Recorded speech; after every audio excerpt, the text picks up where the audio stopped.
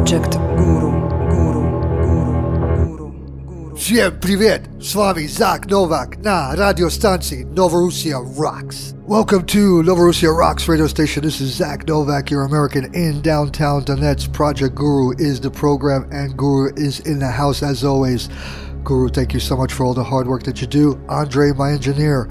Let's go to it. 7 fascist police killed and many wounded by car bomb in southeastern Turkey. Viva PKK. In Turkey, at least 7 people were killed and dozens of others wounded when a car bomb was detonated against a convoy full of riot police and military special forces in southeastern city of Diyarbakir today, just one day before a planned visit by the Nazi President Erdogan. The bomb was detonated by remote control and is being blamed on the Kurdish PKK. Diyarbakir is the main Kurdish city in Turkey and has been the subject of several military crackdowns in recent months. Nazi Erdogan, who is just wrapping up his U.S. visit, told the Brookings Institute that the bombing would in no way impact his government's determination to defeat the Kurdish separatist movement, though he did not say if it would impact his planned Diyarbakir visit. Turkey has been at war with the PKK off and on since 1980, a war which has resumed in July when Nazi Erdogan abandoned his existing ceasefire. Since then, he has claimed over 5,000 Kurdish freedom fighters to have been killed in attacks against both southeastern Turkey and northern Iraq. Straight to the news, Novorossia. Our dear Defense Minister Basurin was just here at our studio. Coup leader Poroshenko and his Nazi Ukraine army deliberate attack on civilian areas. The Deputy DPR Commander-in-Chief Edward Basurin gave exclusive commentary to the edition of Novorossia Today on the shelling by Kiev Nazi forces in the Gomovsky district of Golovka yesterday. Nazi Ukrainian fighters shelled northern suburb of DPR by heavy armament. Nazi elements of the Ukraine forces shelled the village of Spartak. Nazi Kiev fighters started shelling of Spartak at about 9:30 last night. The use of artillery systems of 152 caliber was reported.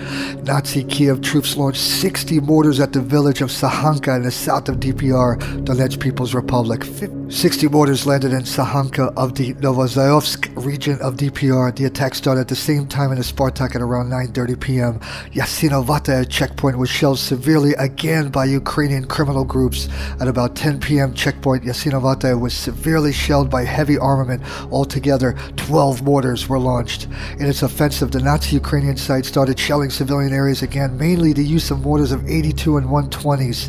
One shell of 152 landed 15 meters from a populated multi-storied building. It was at 7 a.m. this morning with most of the residents still in their apartments. Again, Nazi Ukraine Junta deliberately targeting civilians. Doors, windows were blown away. 2 other populated homes were struck. However, thank goodness, with minimal damage to their homes.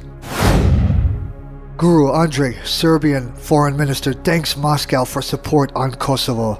Russia is one of the most important strategic partners of Serbia, and Belgrade is thankful to Moscow for support in international organizations on the issue of Kosovo, Serbian foreign minister Ivica Dačić said on Friday before talks with his Russian counterpart Sergei Lavrov.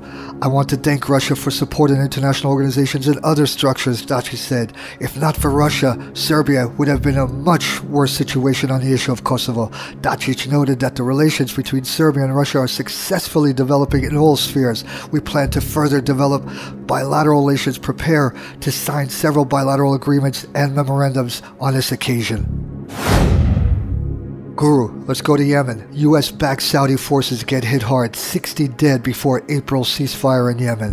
Hoping for some new last-minute gains before the April ceasefire and peace talks, Saudi forces and allies attempted to cross the Saudi border and advance down the Red Sea coast into Yemen, capturing the port of Midi. They have faced a heavy backlash, however, and that offensive appears to have stalled outright as Houthi forces pushed into the area, killing at least 45 pro-Saudi U.S.-backed troops over 48-hour period. 15 Houthis were also reported slain in the battles. Since the Saudis attacked Yemen last March, most of the fighting has centered on the southern coast as they captured the port of Aden and attempted to advance into Taiz, hoping to push quickly into the capital. This is the first major advance from Saudi territory into northern Yemen. That's likely been considered too risky as the Houthis' homeland is in the Sada province along the Saudi border. The Saudi government and the Houthis reached a border ceasefire weeks ago, however, and it isn't clear how the cross-border incursion fits into the deal. Saudi officials likely figured that with a new ceasefire coming in early April, they can afford to risk the existing one. Guru Andre, listen to this. A US-made government sneaks into Libya, further complicating Libya's status as an ungovernable desert full of warring factions. The UN-backed unity government, which was established in January, has finally managed to sneak into Libya, landing in the capital Tripoli and setting up shop at a naval base. The US loudly endorsed the arrival of this new government and condemned the other governments as obstructionists for opposing the group, which itself was formed in Tunis with neither elections nor any real imprimatur from the Libyan people. The unity government was the result of tentative agreements between the two existing Libyan governments, though both ultimately rejected the unity cabinet, and the group was quickly relegated to third place status among governments with little real control. Local officials blasted the infiltration of this new faction into the capital, but the group managed to get to the naval base, and it is now one of three governments, two of which are officially UN-backed and which don't like one another.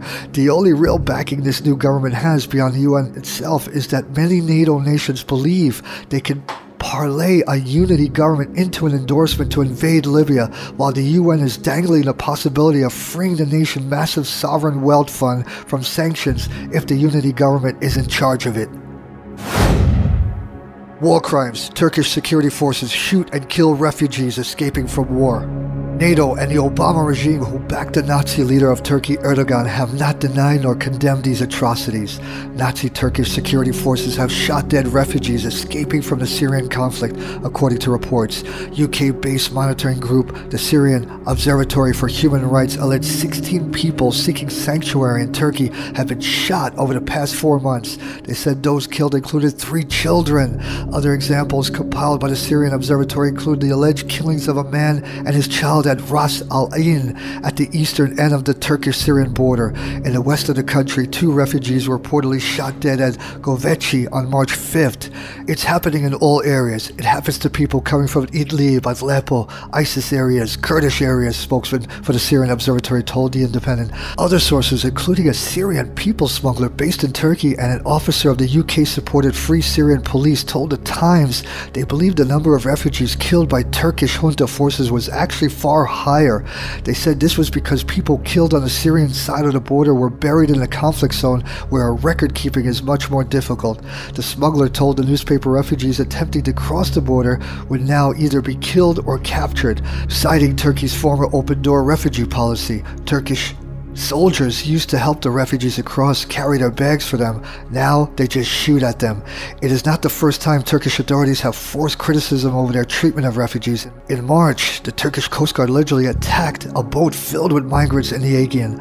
The latest allegations are likely to cast further scrutiny on the EU migrant deal with Turkey. Under the terms in which Turkey is declared a safe third country, migrants arriving in the Greek territory by boat will be deported back to Turkey in an attempt to stem the flow of people into Europe. In return for taking back the migrants, Turkey will receive 4.6 billion in aid. That's 4.6 billion pounds in aid from the EU, and its citizens will from June be able to travel without visas in the Schengen area. For every migrant deported to Turkey, the EU will take in a Syrian refugee from Turkey, but this number will be capped at 72,000. Despite the agreement's imminent April 4th implementation, many believe neither Greece nor Turkey is fully prepared to meet the terms. There is uncertainty over how the migrants to be deported will be processed or housed. Many deportees are likely to be taken to western Turkish town of Dikili. However, the town mayor, Mustafa Tusun, our worries are that not just Dikili, but the whole region infrastructure is not ready if they stay here, whether it is health or education facilities. We have expressed these worries. Migrant arrivals on the Greek islands have been increasing as the agreement's deadline approaches. Guru, Montenegro, no to war, no to NATO. Montenegro set for anti-NATO referendum. Montenegro's capital, Podgorica, was held a joint press conference of the party New Serbian Democracy and No to War, No to NATO movement. Milutin Đukanović and Gojko Rajčević have announced the results of the campaign of signatures collection for a referendum on joining NATO. 7,511 signatures were collected, was announced at a press conference. This is more than a significant indicator for the country with a population of 600,000 people. About 95 95, Guru, listen to this. About 95% of citizens said they don't want accession of Montenegro into NATO. Signatures were submitted to the new Serbian democracy, which on the basis of this popular will would pursue the referendum. Recall, at the end of the previous year, NATO has sent an official invitation to Montenegro to join the alliance. Despite the mass protests of citizens, the country can become a member of the hostile military terrorist organization. Our hero, Vojislav Sesejl, acquitted by UN Tribunal of all charges. Guru Andre, listen to this. UN judges acquitted Serbian nationalist hero Firebrand Vojislav Sesejl of war crimes and crimes against humanity on Thursday. A shock verdict that delivered a boost to his anti-EU Serbian Radical Party ahead of April elections.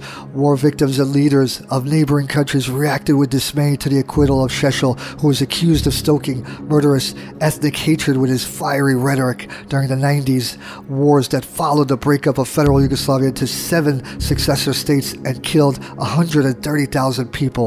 On one occasion, Sesejl gave a speech to Serbian troops telling them not a single Ustashi, now Ustashi, those are the Nazi bastards, not a single Ustashi must leave Vukovar alive in 91 in the eastern Croatian city, which was actually Serbian Krajina on the Danube River border with Serbia. But the UN Tribunal ruled that this actually did not amount to an incitement.